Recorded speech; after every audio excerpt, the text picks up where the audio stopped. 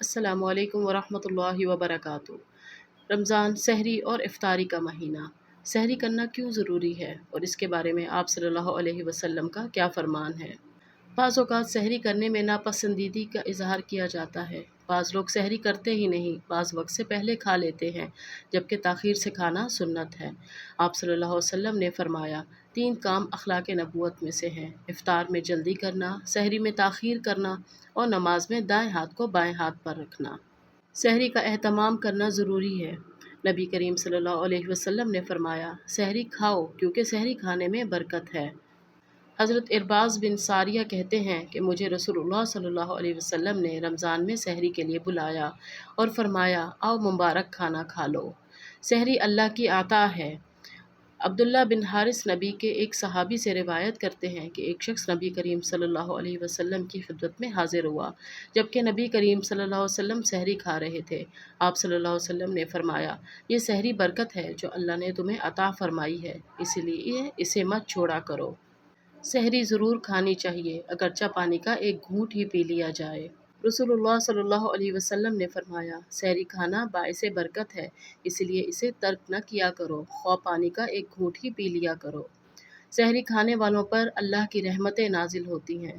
حضرت ابن عمر رضی اللہ عنہ سے روایت ہے کہ رسول اللہ صلی اللہ علیہ وسلم نے فرمایا، یقیناً اللہ اور اس کے فرشتے سحری کرنے والوں پر درود بھیجتے ہیں، یعنی اللہ تعالیٰ کی طرف سے ان پر رحمتیں اور برکتیں نازل ہوتی ہیں اور فرشتے ان کے لیے رحمت اور مغفرت کی دعا کرتے ہیں۔ کھجور بہترین سحری ہے۔ نبی کریم صلی اللہ علیہ وسلم نے فرمایا، کھجور مومن کی بہترین سحری ہے۔ سحری میں متوازن غذا استعمال کریں تاکہ دن بھر میں تر و تازہ رہیں اور صحیح طور پر فرائض کی ادائیگی اور عبادات ادا کر سکیں۔ افطاری کا وقت خوشی کا وقت۔ نبی کریم صلی اللہ علیہ وسلم نے فرمایا، روزہ دار کو 2 خوشیاں حاصل ہوتی ہیں، ایک اس وقت جب وہ افطار کرتا ہے تو خوشی محسوس کرتا ہے، اور دوسرا جب وہ اپنے رب سے ملاقات کرے گا تو روزے کا ثواب دیکھ کر خوش ہو جائے گا۔ افطار جلدی کرنا مسنون ہے، چنانچہ سورج غروب ہوتے ہی روزہ افطار کر لینا چاہیے۔ رسول اللہ صلی اللہ علیہ وسلم نے فرمایا، جب تک لوگ افطار کرنے میں جلدی کرتے رہیں گے، بھلائی پر رہیں گے۔ رسول اللہ صلی اللہ علیہ وسلم نے فرمایا، جب تم میں سے کسی نے روزہ رکھا ہو تو اسے چاہیے کہ کھجور سے افطار کرے، اگر کھجور نہ پائے تو پانی سے افطار کرے، بلا شبہ پانی پاک کرنے والا ہے۔ رسول اللہ صلی اللہ علیہ وسلم نے فرمایا، نماز سے پہلے تازہ کھجوروں سے روزہ افطار فرماتے، اگر تازہ کھجوریں نہ ہوتیں تو خشک کھجوریں تناول فرما لیتے، یہ بھی نہ ہوتیں تو پانی کے چند گھونٹ پی لیا کرتے تھے۔ افطاری کروانے کا اجر۔ رسول اللہ صلی اللہ علیہ وسلم نے فرمایا، جس نے روزہ دار کو روزہ افطار کرایا، اسے بھی اتنا ہی اجر ملے گا جتنا روزہ دار کے لیے ہوگا، اور روزہ دار کے اس اجر میں کچھ کمی نہ کی جائے گی۔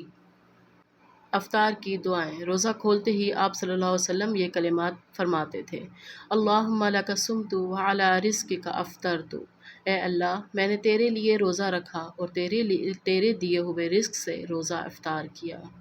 ذہب الظماء وابتلت العروق وثبت الاجر انشاءاللہ، پیاس ختم ہو گئی، رگیں تر ہو گئیں اور روزے کا ثواب انشاءاللہ پکا ہو گیا۔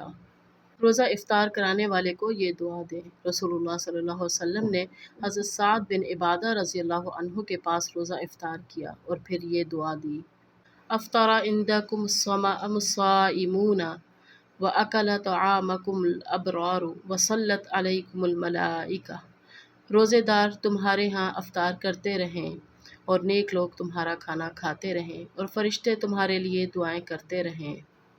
نبی کریم صلی اللہ علیہ وسلم نے فرمایا، جس نے ایمان کے ساتھ اور ثواب کی نیت سے رمضان کے روزے رکھے، اس کے گزشتہ سال کے گناہ معاف کر دیے جاتے ہیں۔